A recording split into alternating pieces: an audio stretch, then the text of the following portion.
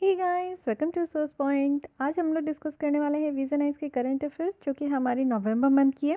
तो science and take की एक लेसन आपकी आ चुकी थी। आज हम लोग रेस्ट ऑफ द आर्टिकल को यहाँ पे कंप्लीट करेंगे। सबसे पहले स्टार्ट करेंगे जियो स्पेशल टेक्नोलॉजी के साथ। ये काफ़ी अच्छी टेक्नोलॉजी है, काफ़ी डिटेल में भी दी गई है। मैं भी आपको उसी तरीके से डिटेल में समझाने वाली हूँ। सेकेंड आर्टिकल देखेंगे कि डेटा सेंटर पॉलिसी यहाँ पे बनाई जा रही है और इंडिया में एक ग्लोबल डेटा सेंटर हब बनाने की कोशिश की जा रही है। तो उसके लिए देखते हैं कि कैसी तैयारी चल रही है। नेक्स्ट हम लोग सीवी रमन जी के बारे में थोड़ा बहुत पढ़ने वाले हैं। क्यों पढ़ेंगे ये आपको पता चल जाएगा। फर्स्ट लेसन अगर आप लोग नहीं देखे हो तो ज़रूर देख लीजिए आई बटन पे क्लिक करके, या फिर हमारे चैनल को सब्सक्राइब करके आप प्लेलिस्ट में आकर हर एक मंथ की यहाँ पे विजन आइज की मैगजीन की डिस्कशन आप देख सकते हो। तो चलिए स्टार्ट करते हैं हम लोग अपनी आज की आर्टिकल। तो स्टार्ट करते हैं आज के क्वेश्चन। देख लीजिए, विजन आइज की मेंस की टेस्ट सीरीज़ है। तो GS2 पेपर से आपको देखने को मिलेगा। तो GS2 पेपर में आइए देख लेते हैं कि कौन कौन सी आर्टिकल पूछी जा रही है। सबसे पहले क्वेश्चन है यहाँ पे, आर्टिकल नहीं ये क्वेश्चंस मैं पूछ रही हूँ। आज आपके लिए 4 क्वेश्चन है। 3 क्वेश्चन का प्रैक्टिस आप लोग कर रखे हैं, बहुत अच्छे से कर रहे हैं। अब थोड़ा और स्पीड अप कीजिए आप लोग और ज़्यादा क्वेश्चंस लिखने की प्रैक्टिस कीजिए। तो आज मैं आपको 4 क्वेश्चन दे रही हूँ। फर्स्ट है कि आपको यहाँ पे हाईलाइट करनी है हमारे इंडियन डायस्पोरा का सिग्निफिकेंस। जो हमारे इंडियंस है वो अगर बाहर जाके रह रहे, दूसरे कंट्री में रह रहे, वहाँ अर्न कर रहे हैं और वहाँ अर्न कर रहे हैं तो उनको हम लोग जो है इंडियन डायस्पोरा कहते हैं। तो इसमें आपको बताना है कि उनका क्या सिग्निफिकेंस है। साथ ही ये भी बतानी है कि गवर्नमेंट के द्वारा क्या इनिशिएटिव लिया जा रहा है जिससे कि हम लोग इंडियन डायस्पोरा को पूरी तरीके से ऑल ओवर द वर्ल्ड में इंगेज कर के रख सकें। तो इसके बारे में आपको बताना है। और साथ ही सेकंड क्वेश्चन में आते हैं, ये है इंडिया नेपाल रिलेशंस। तो ये आपको बताना है कि कुछ सिग्निफिकेंट पोटेंशियल्स के ऊपर बेस्ड है जिससे कि हम लोग यहाँ पे और ज़्यादा क्लोज इंटरडिपेंडेंस हो सकते हैं और क्लोज इंटरडिपेंडेंसी भी है हमारी। बट आज के डेट में आपको देखने को मिल रहा है कि कुछ पीरियोडिकल फ्रिक्शंस भी हैं, कुछ टेंशन अराइज हो रहे हैं, कुछ प्रॉब्लम देखने को मिल रही है। तो इसके ऊपर आपको कमेंट करना है। बेसिकली आपको इंडिया और नेपाल के रिलेशंस के बारे में बतानी है। थर्ड है कि अगर हम लोग WTO की जो ट्रिपल बिलियन टारगेट की यहाँ पे देखने ट्रिपल बिलियन टारगेट को अगर देखें तो कुछ रिफॉर्म्स यहाँ पे लाया गया, उसको हाईलाइट करना है जिसके थ्रू हम लोग ये जो टारगेट है इनका ट्रिपल बिलियन टारगेट उसको अचीव कर सकें। साथ ही फोर्थ क्वेश्चन है कि इंडिया का गुड रिलेशंस है इजराइल और पैलेस्टीन लीडरशिप के साथ। तो इसी के कॉन्टेक्स्ट में आपको बताना है कि क्या रोल है इंडिया का और किस तरीके से यहाँ पे पीस लाया जा सकता है इजराइल और पैलेस्टीन वाले रीजन में। तो 10 मार्क्स के क्वेश्चन से 150 वर्ड्स में आपको लिखना है। टोटल ये आज का पेपर आपका 40 मार्क्स का है। तो लिखिएगा, और अगर आप लोग लिख रखे और चाहते हो कि आपके आंसर कोई यहाँ पे चेक करें तो उसके लिए आप लोग को यहाँ पे मेल करना होगा। अब जितने भी हम लोग का ये जो प्रोग्राम है ये अक्टूबर से चल रहा था, तो अक्टूबर से लेकर ये अभी जनवरी तक आपका रहेगा। लेकिन अब जितने भी बच्चे आप लोग अगर ज्वाइन करना चाहते हो तो आपके लिए एक न्यू ग्रुप फॉर्म किया जाएगा। क्योंकि अब क्या है कि जो भी बच्चे यहाँ पे ज्वाइन कर रखे उनका 31 ऑफ जनवरी तक तो चलेगा ही, लेकिन अब जो भी ज्वाइन कर रहे हैं उनका जनवरी और फरवरी 28 ऑफ फरवरी तक आपका प्रोग्राम चलेगा। तो आपको मैं एक न्यू ग्रुप में ज्वाइन करूँगी। आपको अगर यहाँ पे ज्वाइन करना है तो पहले आप लोग यहाँ पे जो प्रोसीजर है उसको आप लोग यहाँ पे मेल करके जान पाएंगे। उसके बाद आप लोग को यहाँ पे टेलीग्राम एक न्यू ग्रुप होगा जहाँ पे आप अपने आंसर पोस्ट करेंगे और वहाँ पे आप लोग की आंसर कैसी है उसका इवेल्युएट करके आपको बताया जाएगा और डेली बेसिस पे आप लोग को क्वेश्चंस भी वहाँ पे प्रोवाइड किया जाएगा। ठीक है, तो जो भी बच्चे अब ज्वाइन करने वाले हैं उनके लिए 2 महीने का ये कोर्स होगा, जनवरी और पूरा फरवरी। तो जैसे जैसे आप लोग यहाँ पे, क्योंकि टाइम बहुत कम है, अब सिर्फ यहाँ पे 25 डेज़ ही बचे हुए हैं, तो 25 डेज़ के लिए आप लोग 199 पे करो। ये वर्थ नहीं लग रहा है, लेकिन हाँ आप लोग 2 महीने के लिए पे करो, ये सही रहेगा। तो उसके लिए आप अब ये प्रोग्राम है। ठीक है, आप लोग यहाँ पे मेल करके प्रोसेसर जान सकते हो। चलिए अब हम लोग न्यूज़ में आते हैं। तो चलिए स्टार्ट करते हैं हम लोग की आज की आर्टिकल जो कि है जियो स्पेशल टेक्नोलॉजी के साथ। तो जियो स्पेशल टेक्नोलॉजी है क्या, इसके बारे में डिटेल में देखेंगे। बट उससे पहले समझने की कोशिश कीजिए कि क्यों हम लोग इसको आज के डेट में स्टडी कर रहे हैं, क्यों ये न्यूज़ में है। तो recently United nation economic and social commission for Asia and Pacific के द्वारा एक रिपोर्ट पब्लिश किया गया जिसका टाइटल था geospatial practices for sustainable development in Asia and Pacific 2020। अब इस ग्रुप के बारे में थोड़ा बहुत देख लेते हैं कि ये यूनाइटेड नेशन की economic and social commission for Asia and Pacific है। तो ये आप देखो कि ये यूनाइटेड नेशन की रीजनल हब है जिसमें कि जो जितने भी कंट्रीज़ हैं उनको यहाँ पे कॉपरेट किया जाता है कि वो अपना जो सस्टेनेबल डेवलपमेंट गोल है उसको अचीव करें। ये one of the 5 regional commission देखोगे जो कि वर्क करती है यूनाइटेड नेशन के इकोनॉमिक एंड सोशल काउंसिल के तहत। अदर्स आप देखोगे तो कौन कौन सी है, और यहाँ पे अफ्रीकन ग्रुप है जिसमें कि मेजोरिटी आपके अफ्रीकन कंट्रीज देखने को मिलते हैं। ईस्टर्न यूरोप ग्रुप है, Latin American and Caribbean group है, Western European and others group है यहाँ पे। तो ये सारे ग्रुप्स हैं जो कि डिफरेंट आपको United nation economic and social council के अंदर काम करते हुए दिखने को मिलेंगे। लेकिन ये याद रखिए कि हम लोग यहाँ पे जो मेंबर है वो United nation commission for Asia, United nation economic and social commission for Asia and Pacific के हैं। तो इसके हम लोग मेंबर है, इसलिए इस ऑर्गेनाइजेशन के बारे में हम लोग डिटेल में देखें और इसकी जो रिपोर्ट है तो उसको अब हम लोग यहाँ पे देखेंगे। सबसे पहले समझने का कोशिश कीजिए कि ये जियो स्पेशल टेक्नोलॉजी होता क्या है। जियो स्पेशियल टेक्नोलॉजी यानी कि आज की डेट में ये जो टेक्नोलॉजी है ये बहुत ज़्यादा बढ़ते जा रहा है, और इसमें आपको एक ही चीज़ नहीं देखने को मिलेंगे, इसमें आपको 3 चीज़ें देखने को मिलती हैं। सबसे पहला है यहाँ पे जोग्राफिक इंफॉर्मेशन सिस्टम, यानी कि हमारी जो जोग्राफिकल लोकेशंस है, फीचर्स है, उसके बारे में इंफॉर्मेशन मिलता है यहाँ से। रिमोट सेंसिंग है, रिमोट सेंसिंग सैटेलाइट के बारे में आपने सुना है। तो इसका बेसिकली काम क्या होता है, ये जो सैटेलाइट भेजे जाते हैं रिमोट सेंसिंग सैटेलाइट, तो वो क्या करते हैं ना कि अर्थ को बहुत ही क्लियर तरीके से हाई रेजोल्यूशन में जो एकदम क्लियर पिक्चर्स होते हैं ना, वो उनके द्वारा सैटेलाइट्स के द्वारा भेजे जाते हैं।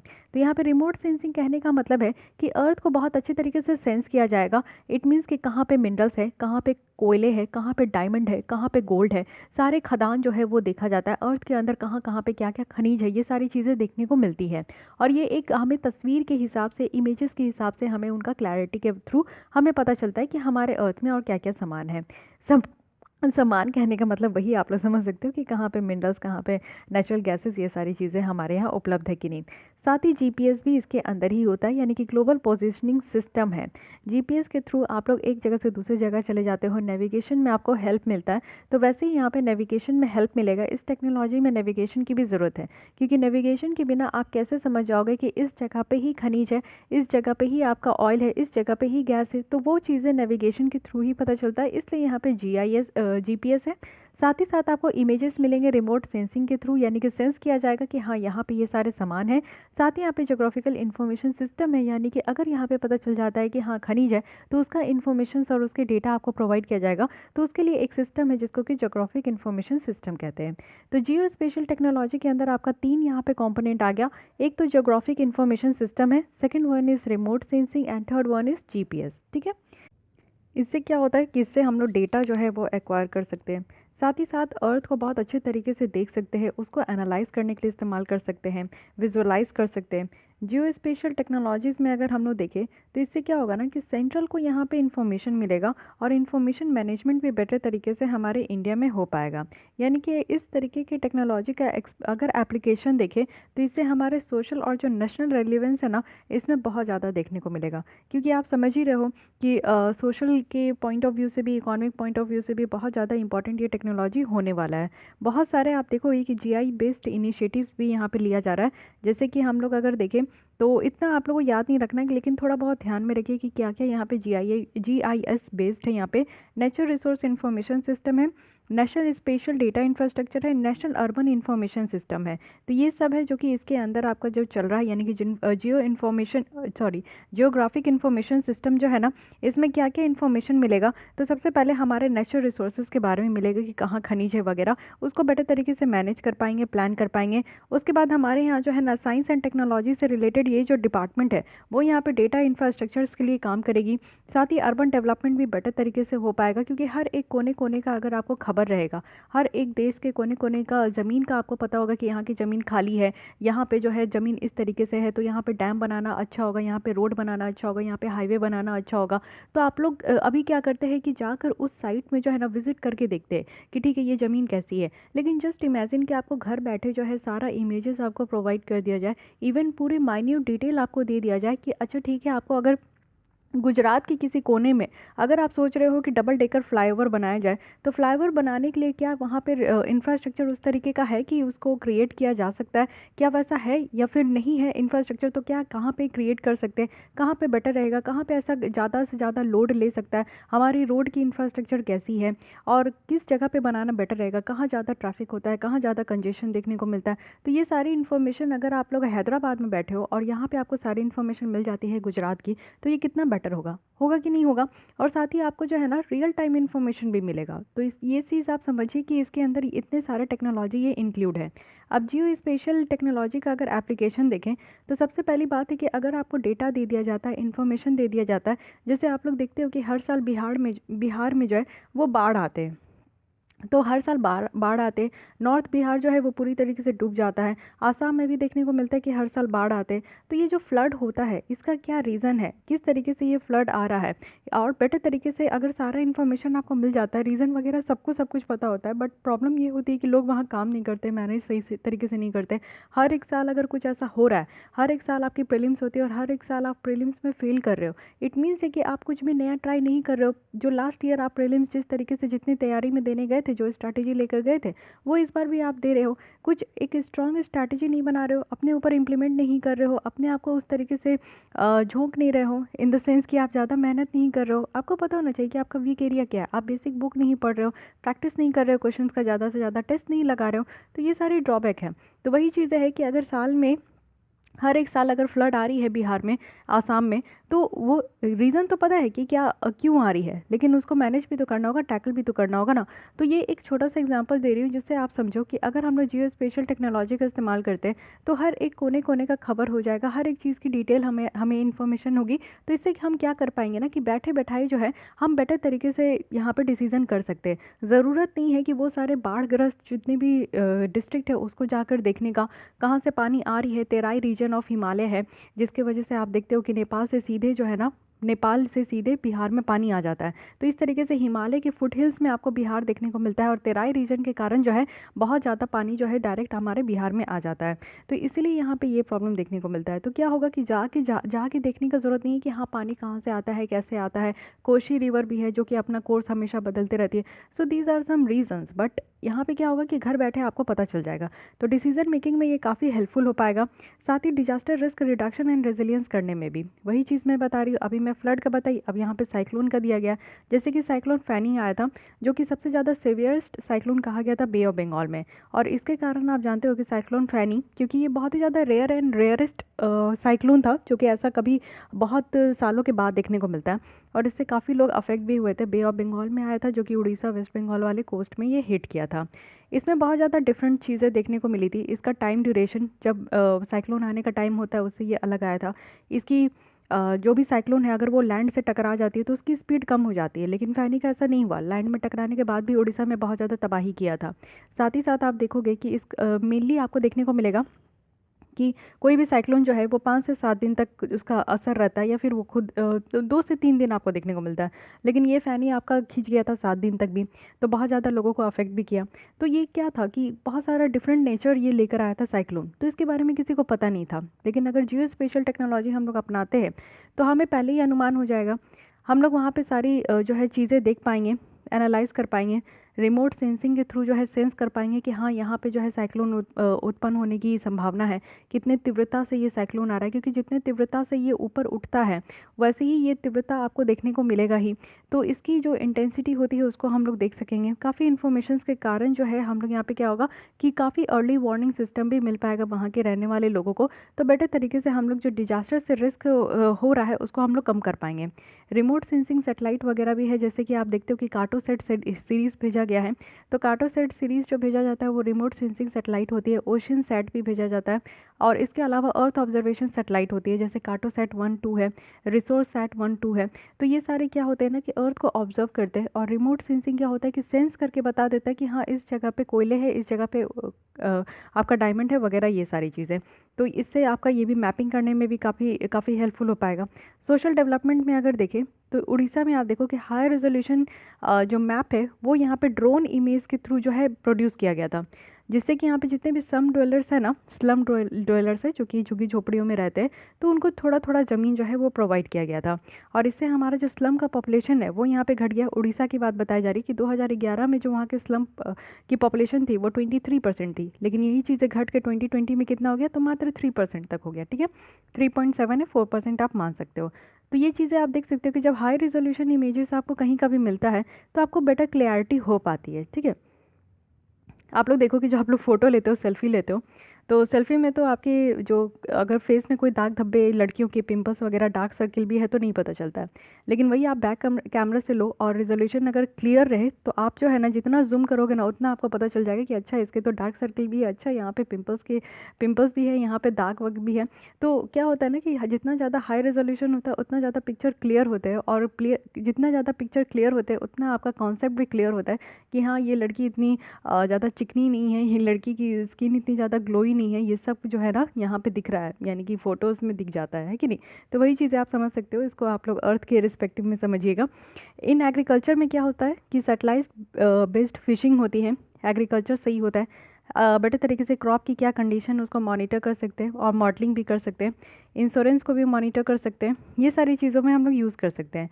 एनर्जी में अगर हम लोग देखें तो सुटेबल क्या लोकेशन है एनर्जी का, उसको हम लोग देख सकते हैं। यानी कि सोलर एनर्जी की अगर बात करें तो इसरो के द्वारा यहाँ पे सोलर डेटा को यूज़ किया जाता है, वो भी मेज़रमेंट करने के लिए। तो यहाँ पे मेज़रमेंट करने के लिए बेटर तरीके से जो है सोलर एनर्जी की कहाँ कैपेसिटी ज़्यादा है कहाँ कम है उस हिसाब से हम लोग काम कर सकते हैं। तो सोलर पैनल बिछवा सकते हैं। पहले हमें अगर पता चल जाए कि हाँ ये एक ऐसा एरिया है जहाँ पे 24 घंटा में से जो है 8 घंटा या 7 घंटा आपको देखने को मिला कि सूरज की रोशनी बहुत तगड़ी वाली आती है, एकदम तेज़ से आती है, तो वहाँ पे सोलर पैनल बैठा दीजिए, एक बड़ी पार्क बना दीजिए, जिससे कि वहाँ के अगल बगल जो क्षेत्र है वहाँ पे जो है इलेक्ट्रिसिटी आपका कम सस्ता हो जाए। कनेक्टिविटी है, जियो स्पेशल इंफॉर्मेशंस जो है वो आप देखो कि रोड एसेट मैनेजमेंट सिस्टम के साथ जो है वो यहाँ पे एक्यूरेट और साइंटिफिक मेंटेनेंस प्लानिंग करते हैं। रोड सेफ्टी के मेजर्स को भी हम लोग इन्हांस कर सकते हैं, साथ ही कैसे हम लोग अपने नेशनल हाईवे को और ज़्यादा डेवलप कर सके, ये सारी चीज़ों पर भी काम किया जा सकता है। उसके अलावा अगर आप लोग देखो तो यहाँ पे नेचुरल रिसोर्स मैनेजमेंट भी सही तरीके से हो सकता है। इट मीन्स कि इंडिया और WRIS है, यानी कि वाटर रिसोर्स इंफॉर्मेशन सिस्टम है, जो कि यहाँ पे इसरो के द्वारा डेवलप किया गया है। तो इससे क्या है कि हम लोग यहाँ पे सिंगल पोर्टल प्रोवाइड किया जाता है सारे वाटर रिसोर्सेज डेटा का और इन्फॉर्मेशन का।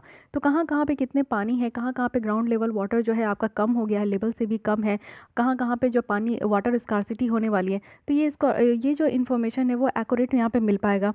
लैंड यूज़ मैनेजमेंट भी बेटर तरीके से यहाँ पे हो पाएगा। आप लोग समझिए कि लैंड यूज़ का जो है आज के डेट में कहा जाता है कि प्रॉपर तरीके से नहीं हो पा रहा है। तो प्रॉपर तरीके से नहीं हो पा रहा है क्योंकि यहाँ पे हर एक तरीके का ज़मीन का इन्फॉर्मेशन नहीं है। जब इन्फॉर्मेशन आपके पास रहेगा, इमेजेस अच्छे से रहेगा, तो आप समझ पाओगे कि ये ज़मीन कैसी है, फर्टाइल है तो यहाँ पे एग्रीकल्चर कर दो, अगर यहाँ पे नाइट्रोजन की मात्रा सही है, फॉस्फेट की मात्रा सही है, तो उसके बाद जो है यहाँ पे ये फसल उगा दो। अगर बंजर भूमि है तो ठीक है, यहाँ पे कुछ आप लोग कॉम्प्लेक्स बना दो, अगल बगल की सोसाइटी को सही रहेगा, डेवलप हो पाएगा। पार्क बना दीजिए जिससे कि लोग वहाँ जाएंगे, वॉक करेंगे, योगा करेंगे। तो इस तरीके का हम लोग डेवलपमेंट भी कर सकते हैं, ठीक है। तो लैंड का जहाँ पे भी लैंड है उसको हम लोग सही तरीके से मैनेज और यूज़ भी कर सकते हैं। ये सारी तो इसके आप लोग देख सकते हो कि ये एक एप्लीकेशन है, यानी कि जियो स्पेशल टेक्नोलॉजी से आप क्या कर सकते हो कि आपके पास अगर मान लीजिए आपके पास डेटा है, इन्फॉर्मेशन है और इमेजेस है, तो आप उसके बेसिस पे क्या कर सकते हैं कि डिसीज़न ले सकते हैं। आप जब शादी के लिए जाते हैं तो आपको जो है एक बायोडेटा दिया जाता है लड़की का या लड़के का, तो उस बायोडेटा में आपका इन्फॉर्मेशन होता है उस लड़की या लड़के का। उसके बाद आपको इमेजेस दिया जाता है और साथ ही साथ जो है सारा इन्फॉर्मेशन डेटा आपके पास होता है। तो उस बेसिस पे आप लोग डिसाइड कर पाते हो ना कि आपको इससे शादी करनी है कि नहीं करनी है। तो वही चीज़ यहाँ पे भी आप लोग समझिए, ठीक है। कॉमन लैंग्वेज में समझने की कोशिश कीजिए, तब बेटर तरीके से आप याद रख पाओगे। तो यही चीज़ें है जियो स्पेशल टेक्नोलॉजी, जिसमें कि डिसीजन मेकिंग आसान हो जाता है। कोई भी तरीके का डिजास्टर है, जैसे कि अगर आपको लग रहा है उनके बायोडेटा से ही, अगर किसी भी मतलब लड़की या लड़का के बायोडेटा से ही लग रहा है कि नहीं आप सरकारी जॉब में है, लड़का प्राइवेट जॉब में है, लड़की प्राइवेट जॉब में है, लड़का सरकारी जॉब में है, तो ये क्या होगा ना कि आगे चल के भी डिजास्टर ही हो जाएगा। आप लोग शादी करोगे तो वो ज़्यादा सक्सेसफुल नहीं हो पाएगा।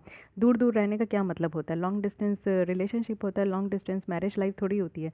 तो इसको क्या कर सकते हैं आप लोग, डिजास्टर आने से पहले उसको ख़त्म कर सकते हो, कम कर सकते हो। साथ ही साथ सोशल डेवलपमेंट भी होगा, साथ रहोगे तो बेटर तरीके से सारी कुछ डेवलपमेंट भी होगी, बेटर तरीके से आपके परिवार का टेक केयर हो पाएगा, आपका टेक केयर हो पाएगा, ठीक है। तो सोशल डेवलपमेंट हो पाएगा। एनर्जी भी बेटर तरीके से आप लोग देखो कि यहाँ पे क्रिएट कर सकते हैं। ये सोलर सिस्टम के लिए सोलर एनर्जी के पर्सपेक्टिव में कहा जा रहा है कि ज़मीन को अगर अच्छे तरीके से एनालाइज किया जाए तो हम लोग बेटर तरीके से वहाँ पे सारी चीज़ें यूटिलाइज़ भी कर सकते हैं। साथ ही साथ अब यहाँ पे चैलेंजेस देखते हैं कि एक्चुअली जियो स्पेशल टेक्नोलॉजी को इस्तेमाल करने से और इस टेक्नोलॉजी में क्या क्या चैलेंजेस है। सबसे पहला है कि कॉम्प्रिहेंसिव जियो डेटा पॉलिसी की कमी देखने को मिलती है। टोटल आप देखोगे कि 17 नेशनल लेवल पॉलिसी है और रूल्स है जो कि जियो स्पेशल डेटा के साथ यहाँ पे डील करती है और 6 मिनिस्ट्रीज़ और डिपार्टमेंट के साथ है। तो आज के डेट में जो national data sharing accessibility policy 2012 का है, इसके अलावा आप देखोगे तो बहुत सारे जो जियो स्पेशल डेटा है जो इंडिया में क्रिएट किया गया है ना, वो उतना ज़्यादा बेटर नहीं, उतना ज़्यादा जो है आपका क्लियर नहीं है। सेकंड थिंग है कि टेक्नोलॉजिकल चैलेंज और इंफ्रास्ट्रक्चर चैलेंज भी आ सकता है। सुपर कंप्यूटर, क्वांटम कंप्यूटर, ये दो तरीके की कंप्यूटर होती है जो कि काफ़ी ज़्यादा रोल प्ले करती है किसमें, स्टोरेज में। इसमें स्टोरेज का कैपेसिटी बहुत ज़्यादा होता है, डेटा का प्रोसेसिंग बहुत अच्छे तरीके से कर पाते हैं। इवन हमारे यहाँ के जो सुपर कंप्यूटर है, सुपर कंप्यूटर मतलब आप समझ सकते हो कि आप जो कंप्यूटर यूज़ करते हो उसका भी बाप है ये सुपर कंप्यूटर परम सिद्धि। परम सिद्धि में आप देखोगे कि पूरे ऑल ओवर द वर्ल्ड में ये हमारा 63rd नंबर पे आया है, जिसको कि पावरफुल सुपर कंप्यूटर वर्ल्ड में कह रहे हैं। तो ऐसा आप लोग समझो कि हमारे कंट्री में सिर्फ एक है जो कि मोस्ट पावरफुल कंप्यूटर है हमारे यहाँ, जिसको कि परम सिद्धि कह रहे हैं। तो ऐसा भी हो सकता है कि हमारे यहाँ जो है टेक्नोलॉजिकल चैलेंज भी आ सकता है। कंटिन्यूस ऑपरेटिंग रेफरेंस सिस्टम भी की भी प्रॉब्लम यहाँ पे देखने को मिल सकती है। यानी कि एक ऐसा मेथड है जिसमें कि हम लोग 3D पोजिशनिंग को जो है ना एक्यूरेट कर सकते हैं। यानी कि आप लोग भी आज के डेट में देखते हो 3D आप लोग वॉल पेपर लगाते हो और 3D जो है वो 3D लाइट्स वगैरह भी आती है। 3D आज के डेट में तो 5D भी आने लगा है। 5D आप लोग पोस्टर वगैरह अगर घर पे लगाए हो तो आप लोग को ये दिखता होगा, ऐसा लगता होगा कि वो सामने है, लेकिन वो सिर्फ पोस्टर होता है, ठीक है। तो 3D टेक्नोलॉजी होती है, 3D ये पोजिशनिंग में भी कहीं ना कहीं प्रॉब्लम क्रिएट कर सकता है। साथ ही साथ डिजिटल टेक्नोलॉजीज डिवाइड भी है और लैक ऑफ डेटा प्राइवेसी है। हमारे यहाँ सबसे पहले बात की जाती है कि डेटा को मेंटेन करने के लिए हमारे यहाँ कानून नहीं है। डेटा प्राइवेसी के ऊपर अभी तक कानून जो है वो पास ही नहीं हुआ है, तो इसलिए डेटा प्राइवेसी से रिलेटेड कोई कानून ही नहीं है, तो फिर हम लोग कैसे इतने सारे डेटास को मैनेज कर पाएंगे। तो ये एक बहुत बड़ी प्रॉब्लम निकल कर आती है। हमें क्या करना चाहिए जिससे कि हम लोग जियो स्पेशल इन्फॉर्मेशन को सही तरीके से यूज़ कर सकें। तो सबसे पहली बात ये है कि नेशनल एक्सपर्ट्स में हमें जो है इन्वेस्ट करना चाहिए, जिससे कि हम अपनी नेशनल कैपेसिटी को बिल्डअप कर सकें कि हम लोग एक अच्छा खासा जियो स्पेशल एप्लीकेशंस को ऑपरेट कर पाएंगे और डिज़ाइन कर पाएंगे। साथ ही हम लोग को ग्राउंड और स्पेस की जो डेटा है उसको एक साथ करनी चाहिए, इंटीग्रेट करनी चाहिए। और हमें लोगों के अंदर जो है ना ये इंश्योर करानी चाहिए कि उनकी जो भी डेटा है, उनका जो भी प्राइवेसी है वो मेंटेन रहेगा। साथ ही हमें ओपन डेटा एक्सेस भी प्रोवाइड करनी चाहिए कि यहाँ पे क्लाउड बेस्ड और प्लेटफॉर्म होना चाहिए, जिससे कि लोग जो है ना इन सारे डेटास को एक्सेस कर सके। मानिए कि अगर यहाँ पे सिर्फ सरकार के पास ही इस टेक्नोलॉजी को वो यूज़ कर पाएंगे तो फिर उतना सक्सेसफुल नहीं होगा। अगर इस टेक्नोलॉजी को हम लोग सबको यूज़ कर पाएंगे, मान लीजिए कि आपके पिताजी के द्वारा, आपके दादाजी के द्वारा कहीं ज़मीन खरीद के रखा गया हो, तो कहीं पे भी ज़मीन खरीद के रखा गया हो तो आप हमेशा देखते हो कि उसको बाउंड्रिंग कराने के लिए आपको जाना होता है टाइम टू टाइम आपको देखने के लिए। तो उसको आप लोग घर बैठे ही देख सकते हो कि क्या आपका ज़मीन सही है कि नहीं है, किसी भी तरीके का दिक्कत तो नहीं है। तो इससे क्या होगा ना कि सारे लोग अपनी जो इन्फॉर्मेशन है वो बेटर तरीके से इस्तेमाल कर पाएंगे, इसलिए इसको ओपन डेटा एक्सेस के लिए इसको प्रोवाइड करना चाहिए। साथ ही जो लोकल और इंटरनेशनल लेवल है उसके साथ इसको कोलैबोरेट करने की भी ज़रूरत है, जिससे कि बेटर तरीके से इसका उपयोग हो सके, ठीक है। तो ये तो बात रही पूरी तरीके से जियो स्पेशल डेटा के बारे में। अब यहाँ पे देखिए आप लोग को ये बताया जा रहा है कि डिजास्टर रिस्क रिडक्शन पे जो हम लोग यहाँ पे हेल्पफुल हो पाएगा, तो इससे कौन कौन से ऐसे सस्टेनेबल डेवलपमेंट गोल है जिसको कि हम लोग टैकल कर पाएंगे। तो ये कुछ ऐसे सस्टेनेबल डेवलपमेंट गोल है, टोटल 17 गोल है। आई होप कि आप लोगों को पता चल ही गया होगा, लेकिन एक बार और फिर देख लीजिए। तो ये टोटल 17 है। फर्स्ट में है no poverty, zero hunger, good health है, क्वालिटी एजुकेशन है, जेंडर इक्वालिटी की बात कर रहे हैं, साथ ही साथ क्लीन वाटर की बात करें तो 5 ऐसा है जिसमें कि जेंडर इक्वालिटी की बात कर रहे हैं। सस्टेनेबल यहाँ पे अफोर्डेबल सिटीज़ है, डिसेंट वर्क है, इंडस्ट्री इनोवेशन है, रिसेंट रिड्यूस करना है क्या इनइक्वालिटी जो आपको देखने को मिलता है। साथ ही साथ आप लोग देख सकते हो कि टोटल यहाँ पे 17 फंडामेंटल 17 यहाँ पे सस्टेनेबल गोल है। अगर बात करें हम लोग जियो स्पेशल टेक्नोलॉजी का, तो इससे भी आप लोग बेटर तरीके से समझ सकते हो कि यहाँ पे आप लोग देखो कि यहाँ पे पोजीशनिंग की बात की जा रही है। तो यहाँ पे GNSS है, ये आपका सर्वे करने में, इंडोर मैपिंग करने के लिए हेल्पफुल हो सकता है। स्पेशल एनालिटिक्स अगर देखें तो सॉफ्टवेयर, सर्विस और कंटेंट में हो सकता है। अर्थ ऑब्जर्वेशन में क्या होता है कि अर्थ ऑब्जर्वेशन में डेटा को यहाँ पे जितने भी चीज़ें हैं उसको मतलब कि जितने भी चीज़ें अर्थ में उसको हम लोग ऑब्जर्व करते हैं, तो ये सारी चीज़ें आपको देखने को मिलता है। वही यहाँ पे भी आपका अरेंज किया गया है, इसको आप लोग देख सकते हो। लेकिन बात कर रहे हैं हम लोग कि रिडक्शन हो पाएगा रिस्क, तो रिस्क रिडक्शन हो पाएगा तो इससे सबसे पहला जो है, अगर रिस्क ज़्यादा नहीं हो, क्योंकि कोई भी साइक्लोन होता है तो आप देखते हो कि लोग भूखे मर जाते हैं, गरीबी बहुत ज़्यादा आ जाती है, क्योंकि उनकी पब्लिक प्राइवेट प्रॉपर्टी सब तहस नहस हो जाती है। साथ ही साथ आप देखो कि क्लाइमेट एक्शन हम लोग ले सकते हैं। वहीं अगर सोशल डेवलपमेंट की बात करें तो सोशल डेवलपमेंट से क्या होगा, गरीबी हटेगा और गुड हेल्थ प्रोवाइड होगा। गुड हेल्थ होगा तो अच्छी एजुकेशन यहाँ पे प्रोवाइड किया जाएगा। एनर्जी की अगर हम लोग बात करें तो एनर्जी से क्या होगा, एफोर्डेबल एनर्जी सबको मिल पाएगा, गोल नंबर 7 है। कनेक्टिविटी से क्या होगा, कनेक्टिविटी से यहाँ पे होगा कि गुड हेल्थ लोगों को प्रोवाइड होगा और एजुकेशन अच्छी मिलेगी। नेचुरल रिसोर्सेज मैनेजमेंट से क्या होगा, नेचुरल रिसोर्सेज मैनेजमेंट से यहाँ पे इंडस्ट्री, इनोवेशन एंड इंफ्रास्ट्रक्चर पे ज़्यादा काम होगा। साथ ही साथ यहाँ पे आप लोग देखो कि लाइफ ऑन अर्थ, यहाँ पे जो ज़मीन पे लाइफ है वो बेटर तरीके से हो पाएगा, क्लीन वाटर मिल पाएगा। क्लाइमेट चेंज की अगर बात करें तो क्लाइमेट चेंज जो है हमारा यहाँ पे गोल नंबर 13 है, जिसमें कि डायरेक्ट क्लाइमेट एक्शन की बात की गई है, तो उस पर यहाँ पे काम हो पाएगा। ठीक है, तो ये सारे प्रोविज़न यहाँ पे बताए जा रहे हैं। की फाइंडिंग यहाँ पे क्या था कि एशियन और पैसिफिक नेशंस जो है ना, वो काफ़ी ज़्यादा स्पेस टेक्नोलॉजी को इस्तेमाल कर रहे हैं, जियो स्पेशल इन्फॉर्मेशन को भी इस्तेमाल कर रहे हैं, जिससे कि जो आज की डेट में कोविड-19 पेंडेमिक से जो भी चैलेंजेस यहाँ पे निकल कर आया है उसको रिस्पॉन्ड कर सकें। तो इसलिए इसी को देखते हुए यहाँ पे जो है आपका जियो स्पेशल टेक्नोलॉजी के बारे में इतना ज़्यादा बात हो रहा है। आई होप कि आप लोग समझ गए होंगे। अब आते हैं नेक्स्ट आर्टिकल में, जो कि है यहाँ पे डेटा सेंटर पॉलिसी, और इंडिया को यहाँ पे डेटा सेंटर हब बनाने की बात की जा रही है। न्यूज़ में क्या है, क्योंकि ministry of electronics and information technology के द्वारा रिसेंटली ऐसा जो है यहाँ पे पॉलिसी बनाया गया है, जिससे कि हम लोग जो है ग्लोबल डेटा सेंटर हब बन पाएंगे। और इससे क्या हो पाएगा कि हर एक सेक्टर्स में हमारे यहाँ इन्वेस्टमेंट बढ़ेगा, जो डिजिटल इकॉनमी ग्रोथ है वो ज़्यादा से ज़्यादा हो पाएगा। डेटा सेंटर की अगर हम लोग बात करें तो एक डेडिकेटेड सिक्योर स्पेस होगा। जैसे आप लोग भी देखते हो कि आपके जितने भी वीडियोस होते हैं, फ़ोटोज़ होते हैं, जो भी आपका पीडीएफ वगैरह होता है, वो आपके एक डेटा हो गए। डेटा को आप परमानेंट स्टोर करने के लिए क्या करते हो कि एक हार्ड डिस्क होगा आपके पास, ठीक है, एचडीडी बोलते हैं, हार्ड डिस्क ड्राइव इसको बोलते हैं। तो कोई ना कोई आपका ड्राइव होगा ही जिसमें आप रखते हो, या पेन ड्राइव में रखते हो, या फिर अपने मोबाइल में ही मेमोरी कार्ड में रखते हो, कहीं पे भी, जैसे जो सेव रहे। जैसे आपका मोबाइल चोरी हो गया, लैपटॉप ख़राब हो गया, आपका क्रैश कर गया, या फिर आप लोग का कुछ भी ऐसा डिस्ट्रॉय हो गया, टूट गया, तो आप लोग की डेटाज जो है, ये सारे फ़ोटोज़, वीडियोज़ और जो आपके पीडीएफ है या फिर स्टडी मटेरियल सब है, ये बर्बाद नहीं होना चाहिए। तो इसके लिए आप लोग अच्छी तरह सुरक्षित तरीके से रखते हो। तो वही चीज़ यहाँ पे डेटा सेंटर है। डेटा सेंटर में क्या है कि एक सिक्योर स्पेस है, जो कि किसी भी बिल्डिंग या कोई भी लोकेशन के अंदर बनाया जाएगा, जहाँ पे क्या होगा कि सारे डेटास को रखा जाएगा, डेटा को कलेक्ट किया जाएगा, स्टोर किया जाएगा, प्रोसेस किया जाएगा, डिस्ट्रीब्यूट किया जाएगा, और कुछ इंस्टीट्यूशन को, कुछ ऑर्गेनाइजेशन को अलाउ भी किया जाएगा कि वो एक्सेस भी करें यहाँ पे लार्ज अमाउंट ऑफ डेटा को भी। ठीक है, तो ये सारी बातें होगी डेटा सेंटर का। को लोकलाइजेशन डेटा सेंटर की बात करें तो ये एक लार्ज डेटा सेंटर होगा, जिसमें कि सारे तरीके की फैसिलिटी होगी। अगर स्पेस ख़त्म हो जाएगा तो यहाँ पे आपको स्पेस भी दिया जाएगा, तो इस तरीके का अलग से बनाया जाएगा, ध्यान रखिएगा। अब ये डेटा डेटा सेंटर सेक्टर बनाने की जो हमारे इंडिया में कोशिश चल रही है, उससे क्या इम्पोर्टेंस है। इससे ये है कि कंट्री की जो डिमांड है ना, वो यहाँ पे बढ़ते जा रही है, और ये डिमांड जो है हमारा फुलफ़िल हो पाएगा। जैसे कि आप लोग देख रहे हो कि डिजिटल पॉपुलेशन का साइज़ जो है ये बढ़ते ही जा रहा है, और जो डिजिटल इकॉनमी है वो भी बढ़ती जा रही है। डे बाई डे आप लोग देख रहे हो कि लोग जो है ना, वो डिजिटली सारी चीज़ों को इस्तेमाल कर रहे हैं। आप लोग आज के डेट में मेरे लेसन सुन रहे हो, क्योंकि आप लोग कहीं पे भी कोचिंग नहीं जा पा रहे हो, तो इसलिए यूट्यूब पे सर्च करते हो हर टॉपिक को लेकर, तो आपकी करंट अफेयर्स ये सारी चीज़ें यहाँ पे कंप्लीट हो जाती है कि नहीं। तो आप लोग डिजिटल इकॉनमी का, डिजिटल मोड का इस्तेमाल कर रहे हो।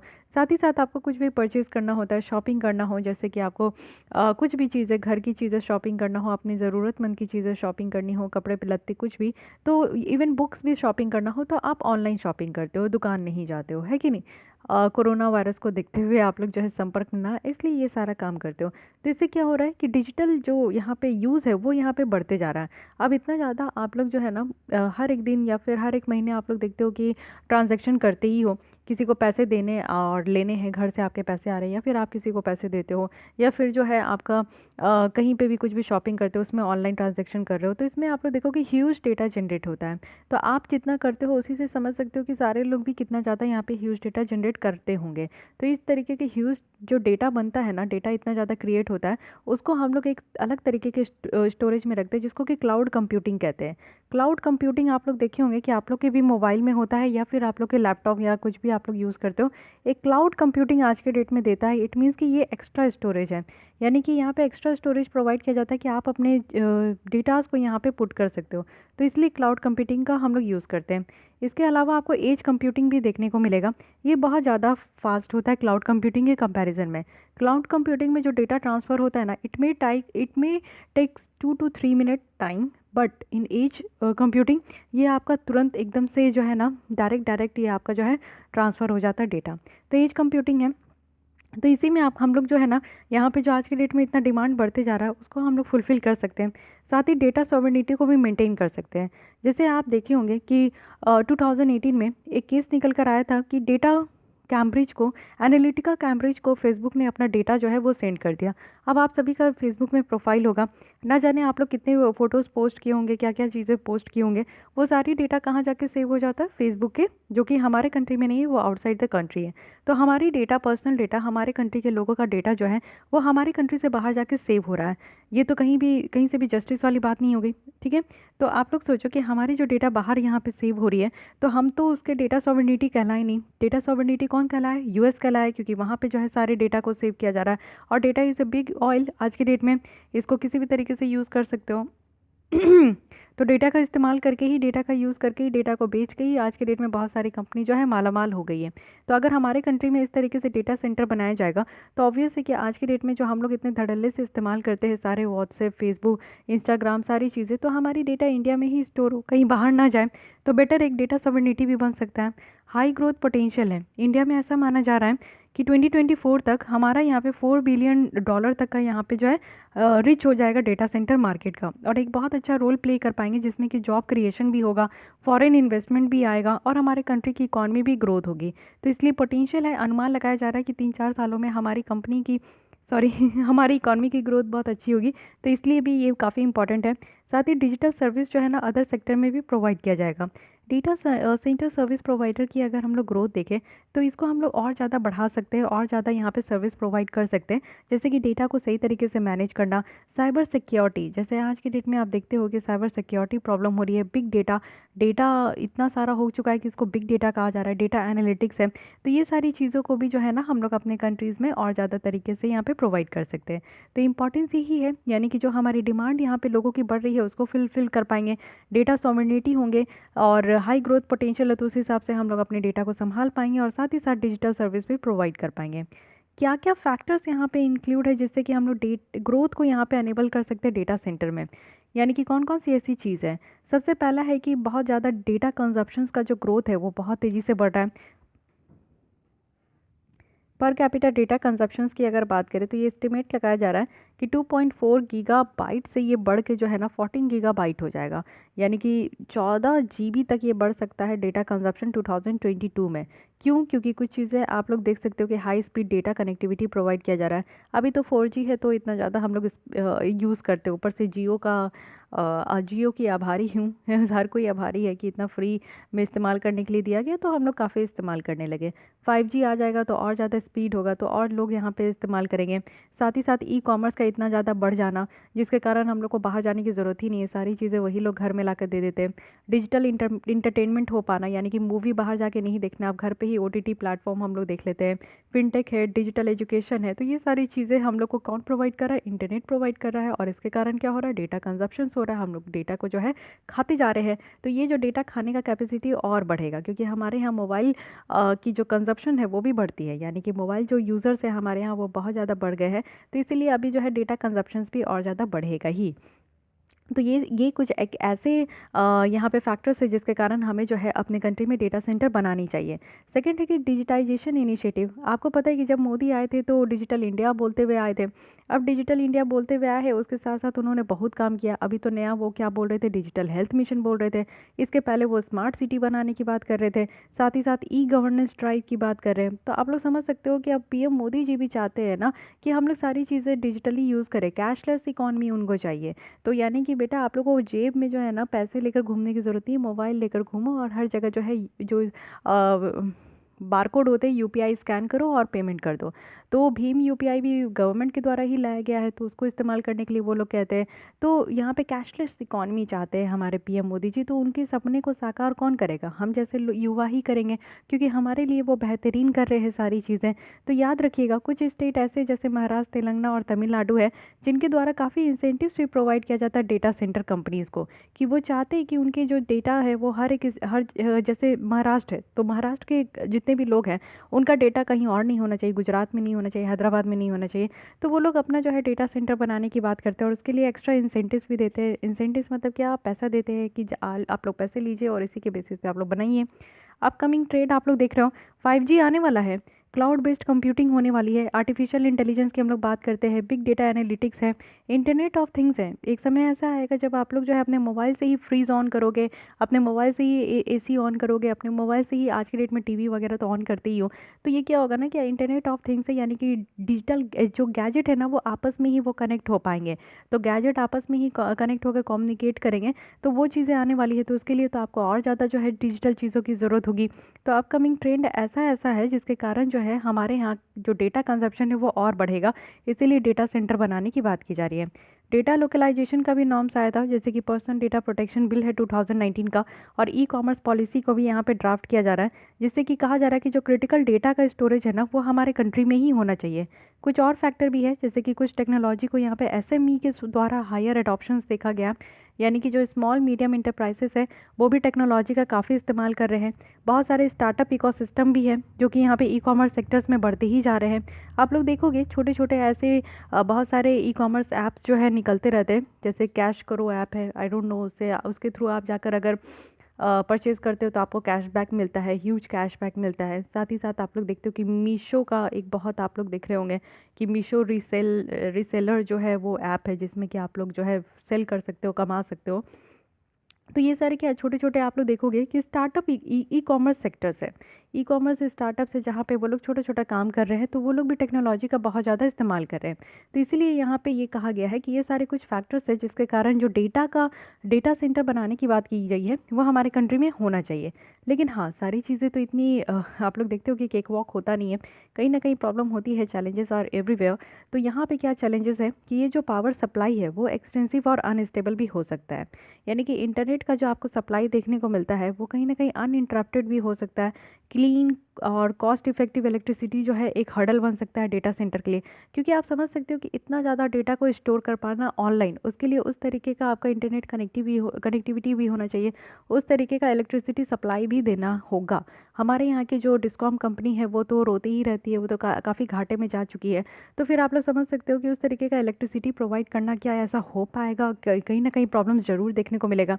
साथ ही इंटरनेट कनेक्टिविटी की तो मैं इसी में बात बता दी, और इसमें आप लोग देखो कि 174 नेशन में हम लोग 74th नंबर में है, कि जिसमें हमारी डाउनलोड स्पीड 43 Mbps पर Mbps है। वहीं अगर ग्लोबल एवरेज का देखोगे तो 84 Mbps है, तो हमारा तो हाफ देखने को मिलता है कि नहीं? तो इंटरनेट डाउनलोड स्पीड भी हमारे यहाँ कम है। लैक ऑफ पब्लिश्ड स्टैंडर्ड है, यानी कि अभी तक हम लोग ऐसा कुछ स्टैंडर्ड बनाए नहीं है, यानी कि स्ट्रैटेजी बनाए नहीं है कि कैसा डेटा सेंटर हमारे यहाँ होगा। स्किल स्टोरेज की बात की जा रही है, यानी कि इस सेक्टर्स में ज़्यादा से ज़्यादा ज़रूरत है कि हाईली स्किल्ड प्रोफेशनल हो इस स्पेशलाइज्ड एरिया में, क्योंकि आप समझ सकते हो कि डेटा को स्टोर करना है।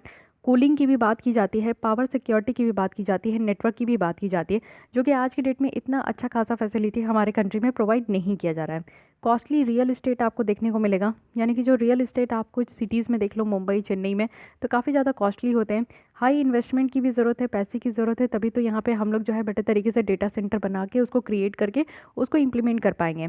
इंपोर्ट डिपेंडेंसी को भी यहाँ पे देखना होगा, यानी कि lack of innovation and low investment है। हमारे यहाँ रिसर्च एंड डेवलपमेंट में बहुत कम इन्वेस्टमेंट होता है और इनोवेशन भी नहीं होता है, तो ये भी एक प्रॉब्लम है।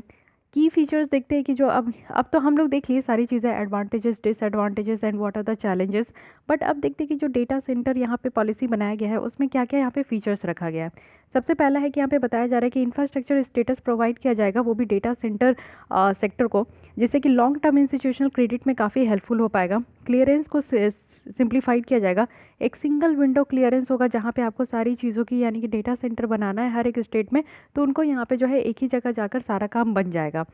साथ ही साथ यहाँ पे देखो डेटा सेंटर को यहाँ पे एसेंशियल सर्विस जैसा डिक्लेयर करना होगा। एसेंशियल सर्विस डिक्लेयर करने का मतलब ये है कि यहाँ पे आपका एकदम इंपॉर्टेंट से इंपॉर्टेंट काम ही हो सकता है और इंपॉर्टेंट से इंपॉर्टेंट काम के लिए ही यहाँ पे डेटा को एक्सेस कर सकते हैं। साथ ही अवेबिलिटी होना चाहिए, यानी कि ऐसा इलेक्ट्रिसिटी होना चाहिए जो कि ऑल टाइम प्रेजेंट हो 24/7। साथ ही साथ कॉस्ट इफेक्टिव भी होना चाहिए। ऐसा नहीं है कि इलेक्ट्रिसिटी का बिल भरते भरते ही जो है सरकार जो है फिर से कंगाल हो गई। साथ ही साथ डेटा सेंटर को रिकॉग्नाइज करना है कि ये एक अलग कैटेगरी है हमारे नेशनल बिल्डिंग कोड में। साथ ही डेटा सेंटर इकोनॉमिक जोन भी बनाना है। जैसे हमारे यहाँ स्पेशल इकोनॉमिक जोन होता है हमारे एक्सपोर्ट सेक्टर को बढ़ावा करने के लिए और हमारे मैन्युफैक्चरिंग सेक्टर्स को बढ़ावा देने के लिए, वैसे ही डेटा सेंटर को बढ़ावा देने के लिए हमारे यहाँ स्पेशल डेटा इकोनॉमिक जोन होना चाहिए। हमारे यहाँ की टेक्नोलॉजी को डेवलप करना है जो कि सस्ती भी होगी और एक भरोसेमंद भी होगी। साथ ही हम लोग को एक इंस्टीट्यूशनल मैकेनिज्म को सेटअप करने की भी ज़रूरत है। तो ये सारी चीज़ें यहाँ पे बताई जा रही है कि जो कि यहाँ पे की फीचर्स है कि क्या क्या यहाँ पे किया जाएगा। ठीक है, तो आइए एक बार और रिकॉल कर लेते हैं इस टॉपिक को। हाँ, डेटा सेंटर बनाने की बात की जा रही है तो इम्पॉर्टेंस क्या है।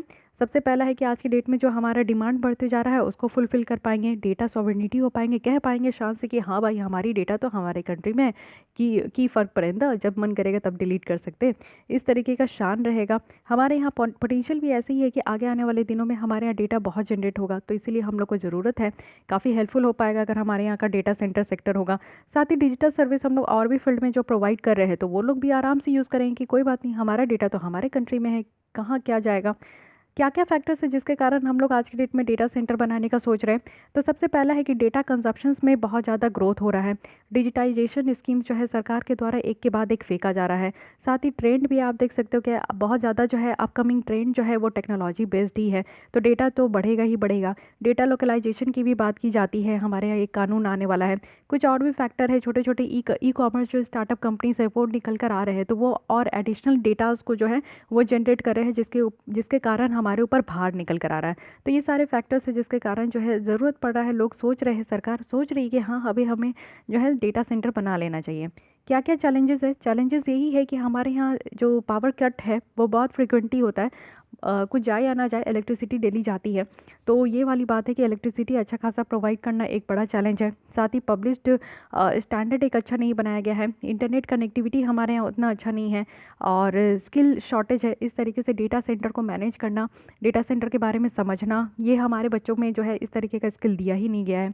हाई इन्वेस्टमेंट करने की ज़रूरत है, पैसा देना है, कोई ना कोई यहाँ पे पैसा लगाएंगे तब इस तरीके का डेटा सेंटर बन के खड़ा होगा। और इम्पोर्ट डिपेंडेंसी है कि हम लोग रिसर्च एंड डेवलपमेंट अपने कंट्री में करते नहीं, टेक्नोलॉजी अपने कंट्री में बनाते नहीं, दूसरे कंट्री से मंगाते हैं, तो वो भी एक हाई रिस्क है। अब यहाँ पे क्या क्या फीचर्स रखा गया है वो देख लिए। ये अभी आप लोग देखो कि ये अभी ड्राफ्ट किया गया है, जब एक बार ये ड्राफ्ट हो जाएगा अच्छे तरीके से और इसके ऊपर कानून बन जाएगा तो फिर हम लोग इसको डिस्कस करेंगे। ठीक है, तो आपका फिर से वो रिवाइज होते रहेगा। इतनी बातें आप लोग समझिए। आइए एक लास्ट आर्टिकल में चलते जो कि है सीवी रमन जी के बारे में। ये है चंद्रशेखर वेंकट रमन, इनका नाम है पूरा। अभी इनका 50 डेथ एनिवर्सरी सेलिब्रेट किया गया, कब? आपका 21 नवंबर 2020 को। ठीक है, सॉरी सेलिब्रेट किया गया, I am really very sorry, ये याद किया गया। ठीक है, बर्थ एनिवर्सरी आपका सेलिब्रेट किया जाता है, डेथ एनिवर्सरी को याद किया जाता है। ठीक है, सीवी रमन के बारे में थोड़ा बहुत बेसिक देख लीजिए। ये तमिलनाडु में जन्म लिए थे और ये आपका जो है सिविल सर्वेंट थे हमारे इंडियन फाइनेंस डिपार्टमेंट में कलकत्ता में। उनके द्वारा इंडियन जर्नल ऑफ फिजिक्स को फाउंड किया गया था 1926 में, इंडियन एकेडमी ऑफ साइंस को 1933 में और रमन इंस्टीट्यूट ऑफ रिसर्च को यहाँ पे इन्होंने इस्टेब्लिश किया था, कहाँ? बैंगलोर में 1948 में। वो आपका बेसिक है, वन लाइनर क्वेश्चंस में वो आपका पूछा जा सकता है। इनको नोबेल प्राइज़ भी दिया गया है फिजिक्स के लिए, कब? तो 1930 में, तो कई बार आपसे पूछा जाता है। और इन्होंने डिस्कवरी की थी रमन इफेक्ट का। भारत रत्न आगे चलकर 1954 में इनको दे दिया गया था। इंडिया के द्वारा नेशनल साइंस डे जो हम लोग हर एक साल 28 फरवरी को सेलिब्रेट करते हैं ना, वो इन्हीं की याद में करते क्योंकि इन्होंने रमन इफेक्ट को यहाँ पे डिस्कवर किया था। ठीक है, अब इनका कॉन्ट्रीब्यूशन देख लेते हैं फिजिक्स का। तो सबसे पहले रमन इफेक्ट इन्होंने किया था, रमन स्कैटरिंग, यानी इनके द्वारा आप लोग देखोगे कि बताया गया था कि जो मॉलिक्यूल है उसमें डिफ्रैक्शन ऑफ लाइट होता है। ऐसा नहीं है कि यहाँ पे जो कोई भी मॉलिक्यूल्स है उसका अपना लाइट हो या ना हो, लेकिन वो लाइट्स को डिफ्रैक्ट जरूर करते हैं। लाइट में कुछ पार्टिकल्स होते हैं जिसको कि इनके द्वारा कहा गया था कि इसको फोटोन कहते हैं। ठीक है, फोटोन याद रखिएगा। और जब ये किसी मॉलिक्यूल पे स्ट्राइक होते हैं ना, तो एक हाई स्पीड के साथ वो स्ट्राइक होते हैं और उसके साथ वो लाइट जो है ना वापस उनके पास भी आता है और इसी के थ्रू जो है ना वो स्कैटर होता है फिर डिफरेंट डिफरेंट डायरेक्शन में। तो ये चीज़ें जो है इसको कहते हैं रमन इफेक्ट। एक बार फिर समझिए, इनका कहना था कि कोई भी जो लाइट है ना, लाइट में कुछ पार्टिकल होते हैं जिसको कि फोटोन कहते हैं, ठीक है। अब ये मॉलिक्यूल है और कोई भी लाइट अगर इस मॉलिक्यूल पे आ रहा है, ठीक है, आ रहा है ये लाइट, फिर ये रिफ्लेक्ट बैक होगा, ठीक है, फिर लाइट आ रहा है, फिर ये रिफ्लेक्ट बैक होगा। तो इस तरीके से आप देखोगे कि इसमें आपका कोई भी, इसमें ये मॉलिक्यूल में इसका कोई लाइट नहीं था, लेकिन हाँ इसमें अगर कोई लाइट आ रहा है ना तो वो रिफ्लेक्ट कर रहा है, लाइट आ रहा है तो रिफ्लेक्ट कर रहा है, जिसके कारण जो है इस मॉलिक्यूल में लाइट बन गया। तो ये जो लाइट बन गया, क्योंकि लाइट आता है बहुत हाई स्पीड से और ये फिर वापस जाता है और आता है जाता है, तो ये पूरा स्कैटर होता है, जिसके कारण किसी भी मॉलिक्यूल में आपको लाइट देखने को मिलता है, and this is known as Raman effect, ठीक है। इनके द्वारा कहा गया था कि जो विबग्योर होता है ना, साइंस पढ़ा है ना आपने? नहीं पढ़ा है आपने? साइंस तो पढ़ेंगे, स्कैटरिंग ऑफ लाइट नहीं पढ़ा है तो कोई बात नहीं।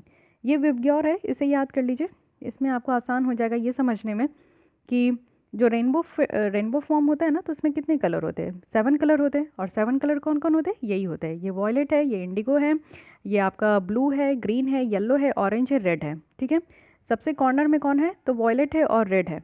अब ये कई बार पूछा जाता है कि ये देखिए, जब रेनबो बनता है तो आपको ये 7 कलर्स देखने को मिलता है। और रेनबो कहाँ बनता है? तो आप लोग के जहाँ पे भी सन आपको देखने को मिलेगा, सन अगर ईस्ट में है तो वेस्ट में आपका रेनबो होता है, अगर सन अगर वेस्ट में है तो ईस्ट में आपका रेनबो होता है, हमेशा opposite to the direction of sun होता है, ठीक है।